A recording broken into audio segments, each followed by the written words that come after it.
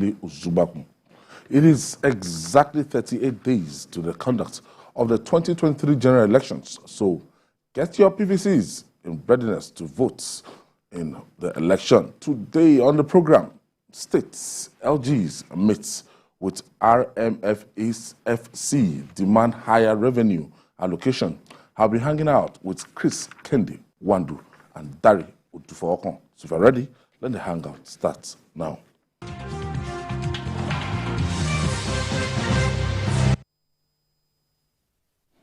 Thank you for staying with us.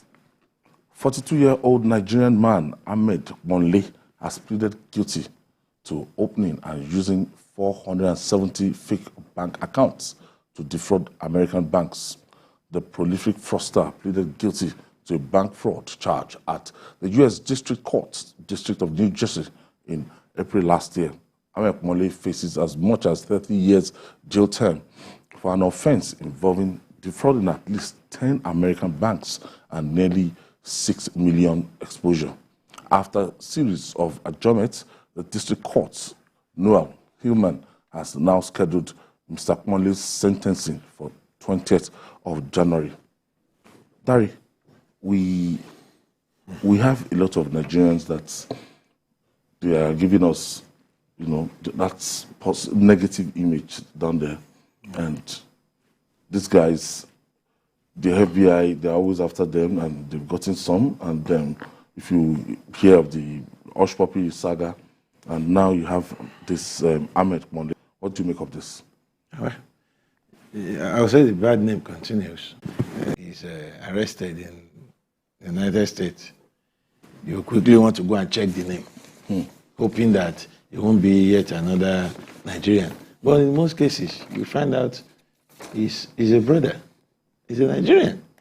And the Monle's saga started last year.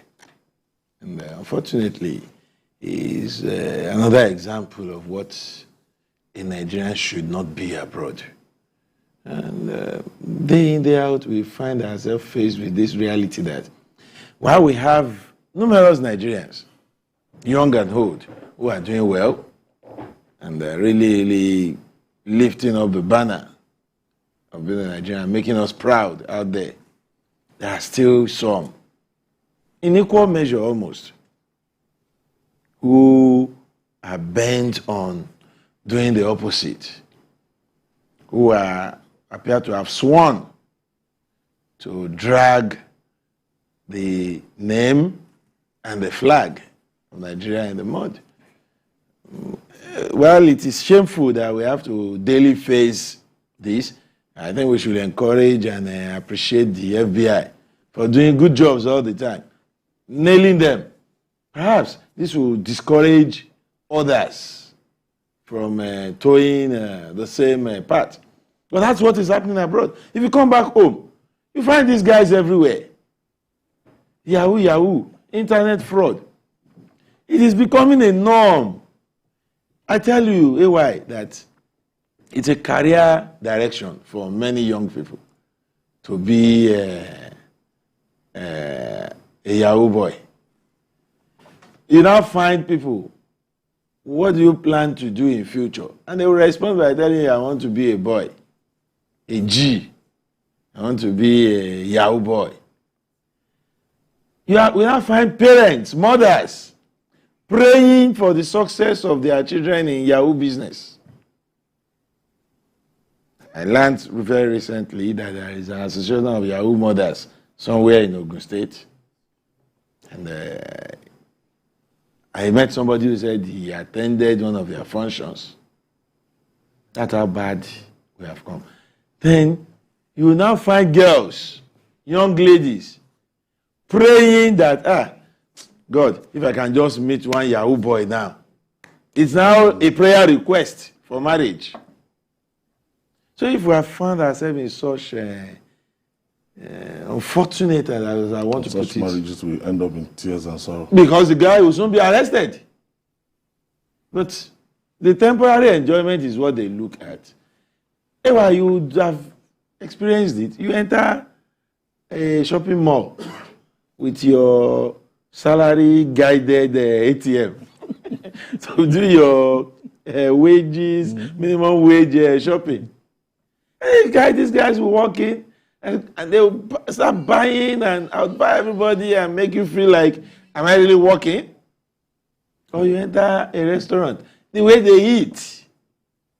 Or you enter a club, the way they party. Coffee.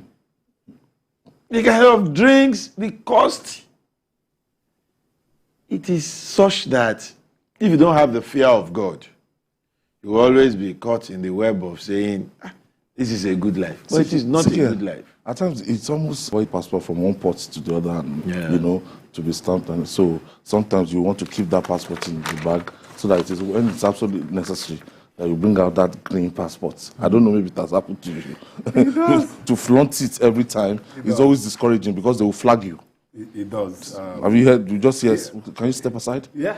It's quite unfortunate that, I think I said it here last week, that carrying the green passport most often now has become a curse for most Nigerians. And because they paint all of us in the same brush. I remember vividly some years back, where Nobel laureate Wole Soyinka was harassed, embarrassed. In fact, he got to a point where he said he will never travel to the US again at that level.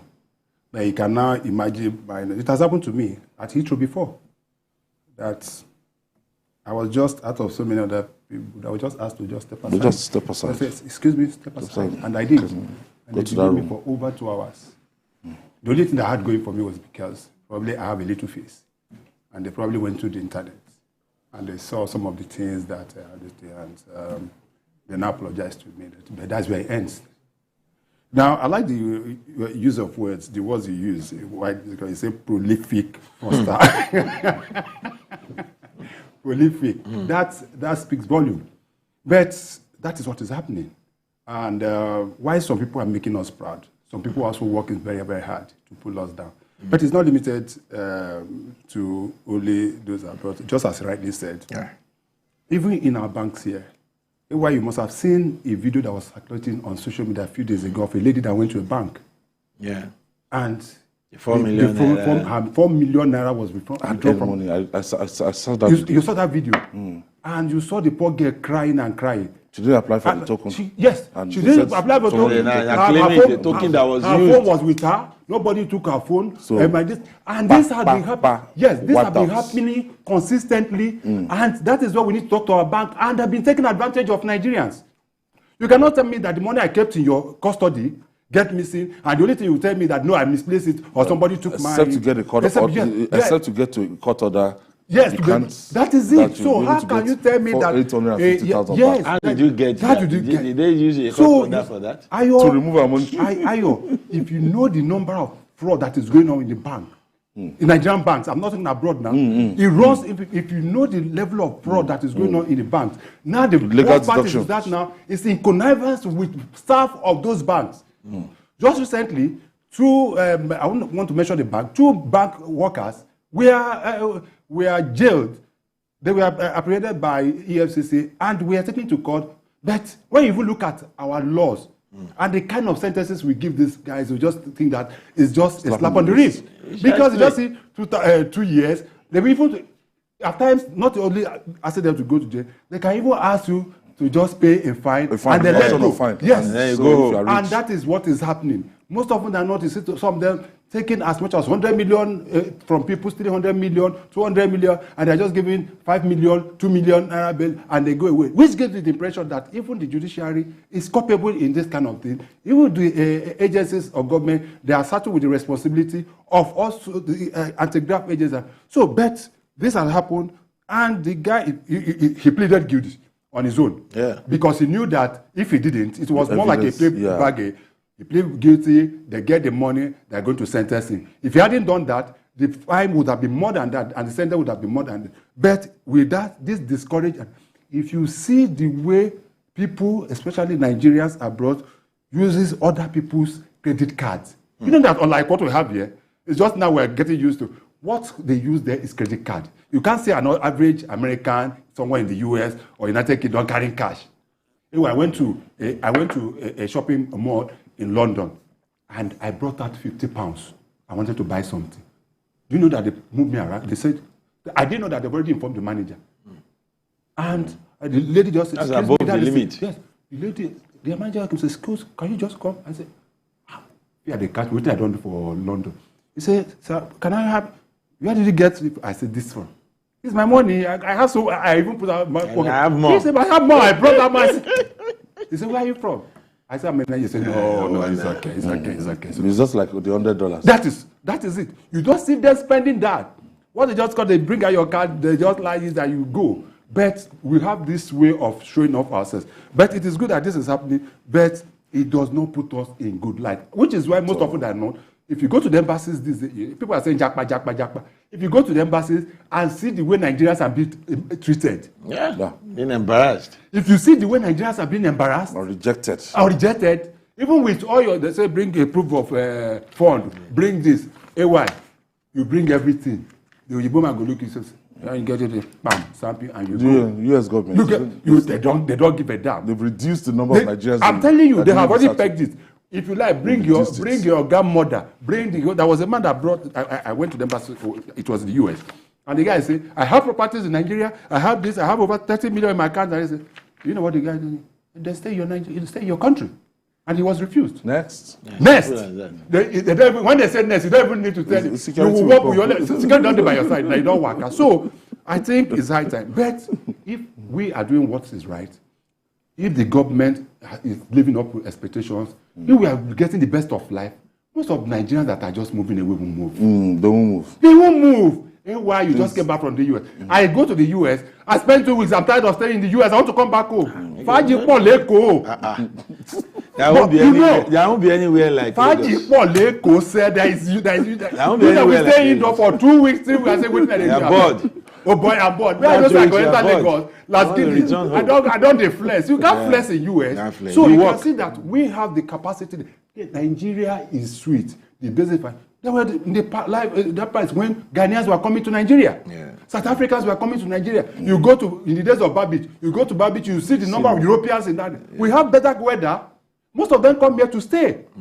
But because of the economic and the social economic problem we are having, you see, we are not. So, but it's good enough that the US government is doing. And this will serve as a deterrent to so many others that will want to take that route. Yeah. All right, now, moving on now.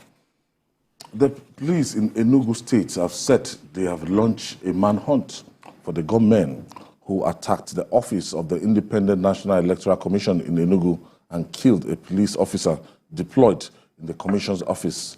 The first spokesperson in the state, Daniel Ndukwe, said the State Commissioner of Police, Ahmed Amani, gave the directive to the operatives after the gunmen killed a police officer and raised security house at the office.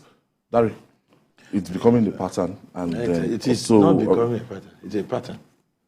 The security man that was now. Was it a case of just one policeman that was manning that INEC office? I don't understand. Or anyway, somewhere in the southeast too, more than 4 officers were killed manning an INEC office, and the place was still burnt. So the number of officers present, when these guys moving on their targets, I believe they're moving with certain precisions that gives them the upper hand. It's unfortunate. Surprise attack. Yeah, the surprise attack. But why one will keep questioning the ability of police to actually provide security with these occurrences? This thing is happening in the southeast. We have police formations in the southeast. It has become obvious. It is in the same region that it cannot come out on a Monday. The police has not been able to maintain law and order and say citizens come out and give adequate protection. INEC offices have been attacked. Individuals have been attacked. Government of the police to provide security in this region is questionable. Having said that, shouldn't we also talk to ourselves as Nigerians? Why these attacks? What will it really achieve? To what end? When you attack INEC office, you kill a policeman, a fellow Nigerian, possibly an Igbo brother. Then you burn down the place. And then we still have some people from the same region believing that a certain person is the best for Nigeria and should be supported to win. If you disturb the election, how do you achieve that? So you discover that there are so many contradictions when it comes to what is happening in the Southeast, so much so that it has become a topic you approach with utmost caution. The intention of these attacks are unclear. But one thing is clear. These are actions being taken by people who are patriotic. People who don't love Nigeria for what it is. And they cannot love any country created out of Nigeria eventually. These people will carry on in the same manner. After a little aggression, they will unleash terror on fellow Nigerians. It is unfortunate that this policeman was killed, but reading through the release by the police that they have launched a manhunt, they're always launching manhunts. And I'm sure this is going to become one other case we are waiting to be resolved. And for how long we'll wait, we really cannot say. But the security situation in the Southeast would need to improve. We are approaching a general election. We must give people, especially voters, the confidence to come and vote. Otherwise, there will be voter apathy. People will stay away from the polling units. It will just take one. And that will affect the projection for 2023, CKN. Of course. Because right now, more than before, a lot of Nigerians are poised. They want to vote. They want to exercise their franchise. Some will leave Lagos to go to their villages or to go to wherever their polling units, is. Yeah. So, insecurity, we cannot tolerate this kind of behavior. In as much as I agree with Dari to the largest extent, but the spite of insecurity is not limited to the Southeast alone. That we must say for a fact. This weekend, a Reverend Father was killed in Niger State. In fact, the news coming in is that this afternoon, people from that area, the police station in that community where that Reverend was killed, has been burned down. There has not been any press release from the police. Maybe they will still issue. That happened today. But second, directly we are talking about. I'm coming. I'm offices coming. Around Yes, I'm coming. There has also been a high level of insecurity, even in the Northeast, in the Northwest. Every region has its own security challenge now. That is what is happening. There is one that is peculiar to the Northeast. Sure. There is one that is peculiar to the Northwest. There is one that is peculiar to the Southeast. That of the Southeast is some miscreants masquerading as freedom fighters or whatever, who don't want election or who have, for whatever reasons. Initially, they say it was, some of them say it was because of Nnamdi Kanu. But now Nnamdi Kanu himself have come out to say, you cannot be fighting for your right and still killing your own people. Does it make any sense? Does it make any sense? You are fighting for your right and also inflicting some kind of advisory on your own people. And it's telling you. Now, going to the issue of INEC. Within the last 4 years, about 50 INEC offices have been burnt across Nigeria. 11 was in Imo State, where I come from. 11 in Imo State. Alone. Now, the one that happened in Enugu, a few days ago, Enugu South, local man was killed, and I have been sent out with that number without trying to have a kind of excuse for the police.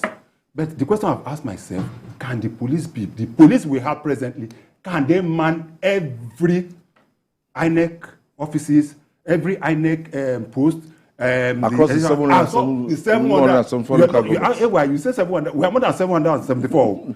If you look at what is happening, Lagos, we have more than 7, yes. We have more than necessary local government. You have SCDC. Yes. Some other states have also created. You understand? Although not recognized by the Constitution. Yes. But those places are also going to be manned. And I've asked myself, especially moving to the Southeast now, can't the people of the Southeast, can the governors of the Southeast, can the leaders of the Southeast borrow what is going on in the Southwest, which is the safest region in the whole of Nigeria, with the introduction of Amotekun? We have been talking of local vigilante, we have been talking of state policing and the rest of them. The introduction of Amotekun in the Southwest has hurt a lot because it is not everywhere the police can be. These local vigilantes can also man some of these infrastructure, and that is what will happen. You know, when we were talking last week, when Mojida and I were talking here, and I told you the problem that we had on the Lagos-Ibadan Expressway. You remember vividly. Where I said, sometimes I said there was a lot of kidnapping on that express. But what did they do? They mobilized Amotekun. They mobilized police and other security. You cannot drive more than 10 minutes along the Lagos-Ibadan Expressway without seeing Amotekun, without seeing police. And so the issue still boils down to the leaders of the Southeast, the governors of Southeast. Let me give you a classical example. On Saturday, the house of the spokesperson of CUPP was bombed. Ugo Chinyere, Ikenga. Is a candidate in one of the political parties. And I couldn't believe it when I saw the reaction of the governor of the state. What did he say? The governor of my state. What he said was that, the information got to him, security report, that the guy had an understanding with those who didn't want the election to hold, and since he has now decided to go and participate in election, they are now coming after him. That was the statement by the governor of Imo State, Hope Uzodimma. It's on tape. And I asked yourself, as a governor, you got that report that the man was busy, and there was going to be, what step did you take? Did you report to DSS? Did you report to the police? Did you do all what was necessary? So it is going to be a big challenge for the people of the Southeast. If you continue, you remember what happened in Anambra State before the election, where it was said that election will not hold in Anambra State. But the leaders have to come together and put down their feet. We are going into a crucial election where every vote must count. But if any region on its own decide to start dancing to the gallery and say, oh, well and good. But for me, as somebody that is from the Southeast, I'm not happy at all with all. And the chairman of INEC have raised the question that if this, what is going on is not good enough for us, because I will tell you that some INEC officials were killed, even in Imo State, during the distribution of voters' card and the rest of them. Some of them took to their heels. The security agencies had to be, and it is more difficult now because, you know why? We had successful election in Ekiti. We had in Osun and the rest of them. Why it was much easier for us? It was easier for us to deploy 30 policemen to Ekiti. And some of those, they can scatter the election. How will you be able to disperse it for a 29 states during the election? That is going to be the problem. All right. We'll take this breather. When we come back, we'll talk more.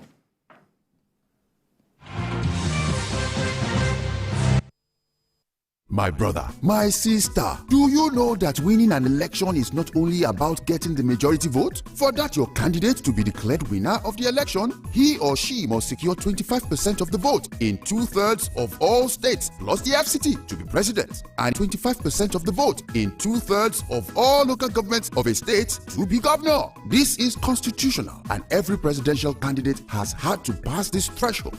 Even governors have had to make this mark to get elected in their states. We live in one country with different languages, religions, and ethnic groups. This is why it is not enough to have only northern votes, or southern votes, or eastern votes, or western votes. The only way to get elected as president or governor is by gaining enough support across the country and states. Let us make sure that we know now so that we don't cause an issue tomorrow. This message is brought to you by the Center for Democracy and Development, CDD, with support from the Foreign Commonwealth and Development Office, FCDO. We have executed the most successful metering program, post-privatization, with 1 million meters rolled out and the first phase of the National Mass Metering Program. The Central Bank of Nigeria and the Nigerian Electricity Regulatory Commission, NAC, were fundamental in designing and implementing this program. We are perfecting plans for an additional 6 million meters under the second and third phases of the program that will commence in the first quarter and second quarters of 2023, respectively. The first phase generated 10,000 jobs in installation and assembly, and we anticipate over 20,000 additional jobs will be generated in the second phase. This message is brought to you from the Federal Ministry of Information and Culture. It's a new dawn for Nigeria. Oh, better days are coming. Better days that gives us hope and strength. It's a new dawn in Nigeria. The firmament portents a bright future as the people of Nigeria move to vote a man whom they have come to trust. That man is Asiwaju Bola Tinubu. Vote Bola Tinubu as president of Nigeria. Vote Kashim Shettima as vice president. Vote APC. Bring the smiles back to all Nigerians.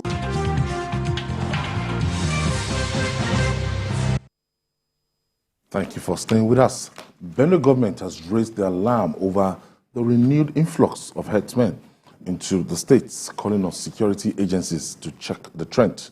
Senior Special Assistant to the Governor, Governor Otom, on animal husbandry, Shehu Tambaya, in a chat with newsmen in Makurdi, said he was concerned that if nothing was done to put them in check, they might break the laws of the land and disrupt the relative peace enjoyed in the states. The SSA also added that the Benue state government is not stopping anyone from coming to do business in the states, but cautioned that those who want to must do it according to the laws of the land.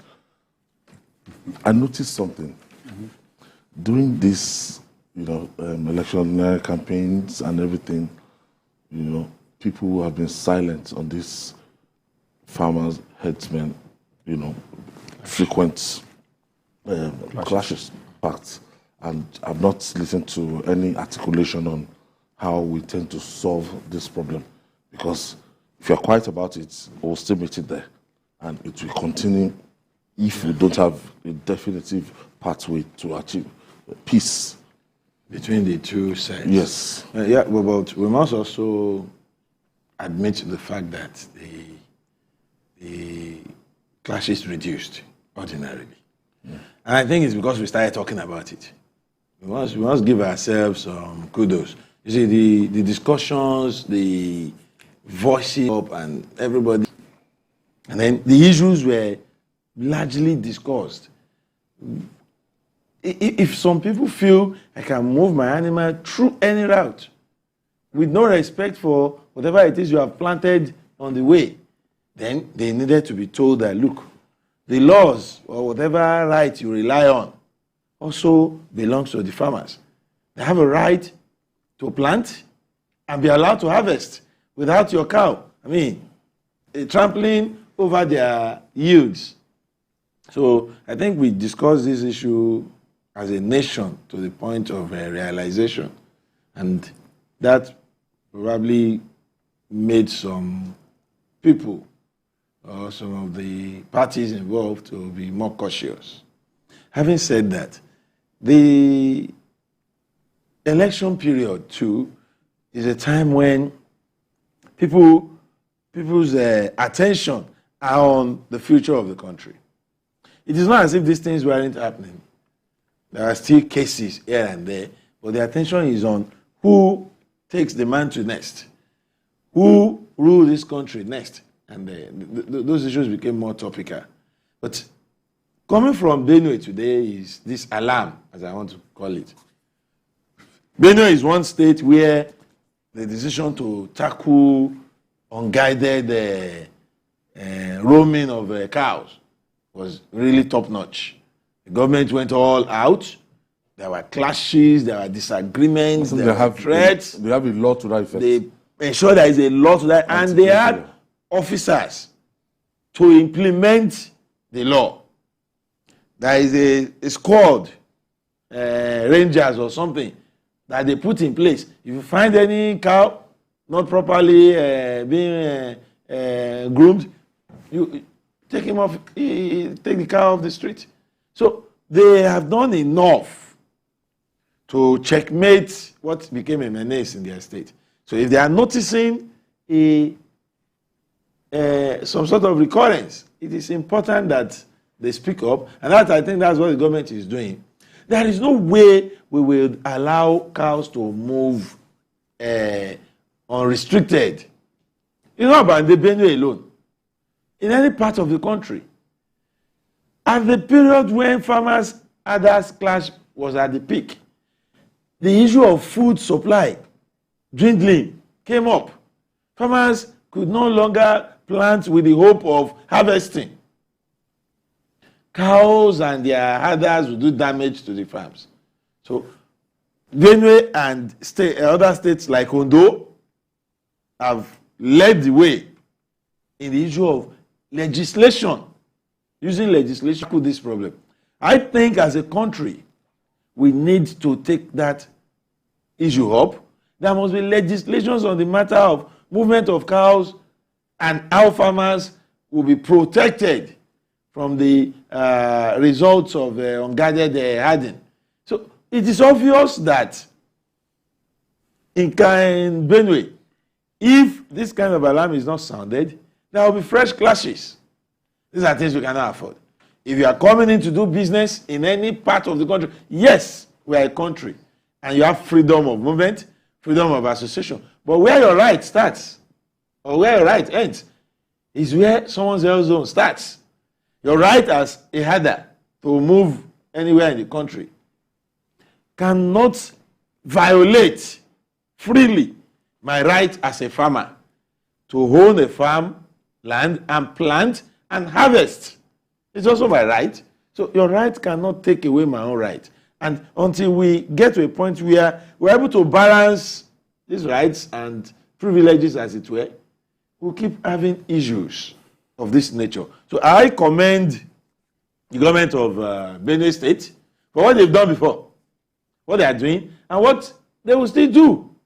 Because if adequate effort is not made to ensure that herders don't trample on the rights of farmers, there will be clashes. And when we have clashes, lives and properties will be lost. And it's better we prevent that before, having to do remedials. And don't you think some people will feel that Governor Yotam has gone too far with this campaign, that there are better ways to resolve things amicably between the farmers and the herders? You're right. The absence of law, the alternative is cows. And that's the fact. So if he doesn't make the law and decide to take the law into his hands and now starts seeing his people attacking herders, and we've forgotten so quickly how Benue cities were being killed in their tens and hundreds. There was a particular occasion where about 70-something people were given mass burial on New Year Day. On New Year Day in Benue. It wasn't once, it wasn't twice, several times. And it was the herders farmers clash. And the best they could have done under the circumstances, which some of us still support, is the enactment of the anti-grazing law. That in itself has checkmated so many things in Benue, one or two other states. And you are asking why this there seems to be a lull in such attack. There could be so many. One, the body language of our leaders. Most wittingly or unwittingly, some of these people, especially the headers, believe that they are untouchable because they have certain godfathers who will always speak for them, or who are within the. You could also realize some of the statements attributed to Mieti Allah, which of course we have not been hearing of late. You remember the talks then and the rest of them. It went as far as where even some spokesmen of government were saying that certain people are the owners of the land. You have to leave them to do whatever. It is not done. The issue is that if you are coming to my place, come in a way and manner that I, the owner of my, can receive you. If Daddy is coming to my house, before I enter my house, he will knock at the gate. I will open the gate for him to come in. If Daddy decide to jump the fence, I have a bay and he thought you had to enter my that one. But that's unusual. But then you enter with the, you know what I mean? I get inside house. So because one go let's draw. But seriously, the fact remains. And you know the problem with this is because the economic factor to it. Yeah. Because of these incessant attacks, we have seen a whole lot of problem coming from the food baskets, where farmers are not going to the farm. They get to the farm, they are killed, and or kidnapped. And so not only in Benue, Taraba, and so many other, even in certain states in the northeast, where farmers don't no longer go to the farm, where they just get kidnapped and the rest of them. They pay taxes and the rest of them. That in itself is telling on food prices on in the market. If you go and see the prices of rice, even the locally made rice, if you see onion, if you see tomatoes, if you see pepper and the rest of them, you will come to realize that some of these, that is the issue. So it is good that the Benue State government have raised the alarm. Now it is for the security agents also to lap into this, to see whether it is a false alarm or that whether the alarm being raised by the government of Benue State is there, so that tomorrow we will not have a situation where Ajekelini, Omokulola, there were instances where we had such security reports where there was a security report that was going to be attacked of a prison facility in Kogi State. How many? About 40, according to Deputy Speaker of the House of Representatives. Nothing was done. Then we saw the attack, and like that. So I think this is a wake-up call for the security agencies to make sure that this does not occur again. Why? But you have to also realize that this is the period these herdsmen migrate. Yeah. This is the period in search of pasture. This is the time they migrate. So yes, they move down south because they move down south for pastures for their this thing. Most of them don't have any other thing than moving this. But they can move in line with the laws of that state. Not even the state. It was agreed at a point. The federal government also came up with a policy that we should start keeping all this this thing in what do you call them now? Yes. The Ruga, yes. But we are yet to implement that. Is it. That was this Ruga. Money was voted. Some states did not agree. The states that and then you cannot. Let me ask this question. Yeah. We are yet to do Ruga. Ranching, we are yet to ranching. Exactly. That's the one I was looking for. Cow, we must eat. Grass, cow must shop. How do we handle this? Because they must move in search of pasture. That is why I think, while we hope to graduate to the level of ranching and Ruga eventually, let us encourage legislations. Okay, if you must move through my state, this is the area you can pass. This is how you can move. We can't stop them ordinarily, sincerely. But let us legislate in a manner that they would know their limits, their bounds. Grazing areas. Grazing areas. It used to, growing up, I mean, as a child with my grandmother in the village, there were some parts of our town in Oderemo that we know that this is where Fulani people pass. Yeah. If you want to buy wara in those days, you know where to go. Yeah. If you take vehicle towards Orileoko, around the Shara, we know that you will find them there. And they will sell for you, either waiting for their husband to come from grazing or they just left. And everybody cohabit, peacefully. But we must still go back to that manner of relationship. Just a second. I'll have to tell you. Yes. When we come back, okay, we'll talk more. We'll take this break. We'll be right back.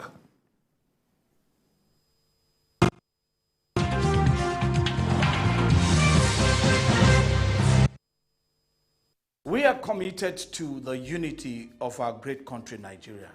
Let us support our armed forces. Let us stand together with them. Let us stand for them. Our symbol of unity, the gallant men and women of the armed forces on land, air, and sea, who have continued to stick together as one, irrespective of our misunderstanding, be it political, cultural, or ideological. Our uniqueness is our oneness, our strength is our diversity. Let us stand by, stand with, and support our armed forces to keep this nation together. Nigeria is my own. Nigeria is your own. Nigeria is our own. This is wishing the Nigerian Armed Forces a happy Armed Forces Remembrance Day. When we assumed office, we were in the old secretariat, and that our office was an eyesore. I took the bold step to inspect the abandoned building that is now housing the Ministry of Women Affairs. It was abandoned for 14 years. I wrote Mr. President, I said, I want him to support me to ensure that this edifice is completed for him to commission it in the next few months. He said, am I sure? I said, yes. Within 3 months, when I talked with Mr. President, he ensured everything was put in place, and this edifice was commissioned on the 16th of January 2020. This message is brought to you from the Federal Ministry of Information and Culture. Our country one better. Nigeria one better. Who go do one for us? Yeah, so people of Nigeria, they jolly for the better when one shele for we country. So as they ready to vote Asiwaju Bola Tinubu as the next president of Nigeria, I ain't get the experience where you go fit use take make our country better. People of Nigeria, for this and many other better things when in don't bunklize, it good make we all vote Asiwaju Bola Tinubu for president. Yeah, Kashim Shettima as vice president. Vote APC. You we need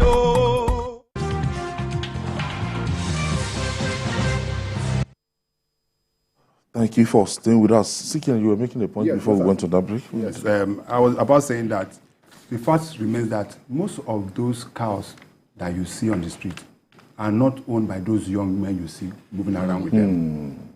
They are owned by very rich men, mostly in the north and even in the south.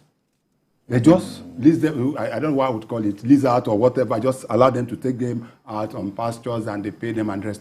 But majority of those cows, which is why I believe that this issue of ranching can be exploited. We can look at it and make sure that, because if you see the damage these cows, what they do, if you see, you remember who was in Ondo, Olufalaye was shot, was almost killed in his farm. Yes.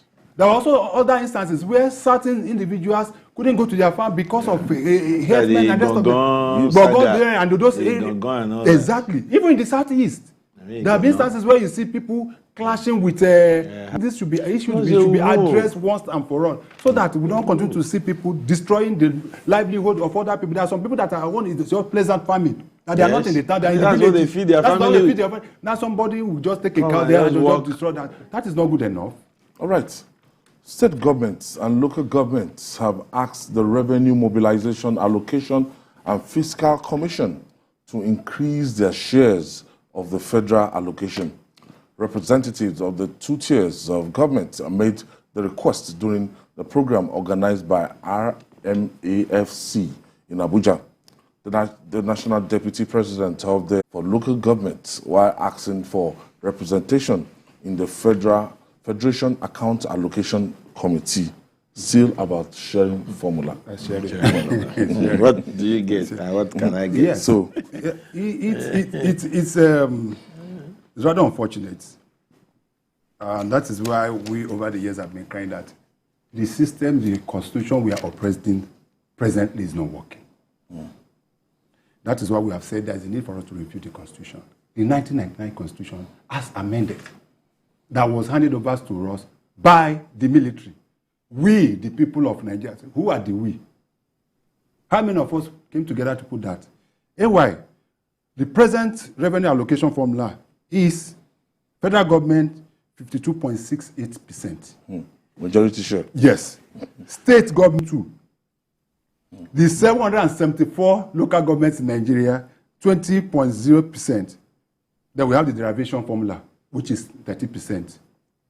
And you ask yourself, what is the federal government we doing with 52.68% of the revenue of the country? When development is supposed to be within the states and the local government area. That is why does that represent the spirit of true that is it, of course. That is true. That is what it's supposed to be. Then secondly, the state governments have also stifled the local government. Because they operate a joint account. Because they operate a joint account, which is why most of them were against the constitution. Which is why most of them were against the constitutional amendment, which wanted to give autonomy to the local government. After the National Assembly had passed that still lying there. It went to the states because there wants to be a concurrent between the national legislation and the state, at least 2/3 of the states. President Buhari tried with his executive order. The governors stood their ground and told the state houses of assembly, if you dare try, and that was it. So if the Argon and the rest are going to RMF, the fact still remains is still a constitutional matter. The RMF can as well just say, okay, we are just, let us do a little bit.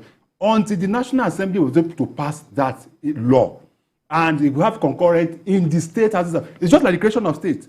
Since the military left, do you know that no single state has been created in Nigeria? There's an agreement.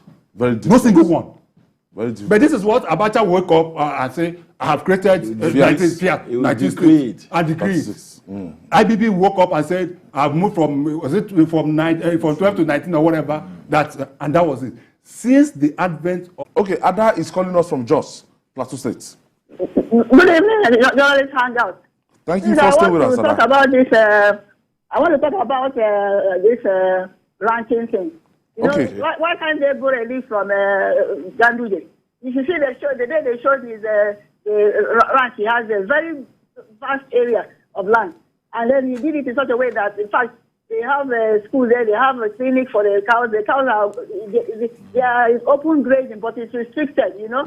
Even when they interviewed the headers there, they were regretting. They said they didn't know they have been suffering all this while. Even I got to a point, you have to send some people abroad to go and study how to make them. Very soon now you see their IGR will increase. And then it is leadership. When I was surprised when Buhari said on television that grazing routes is the way to go. How can you be talking about grazing routes now?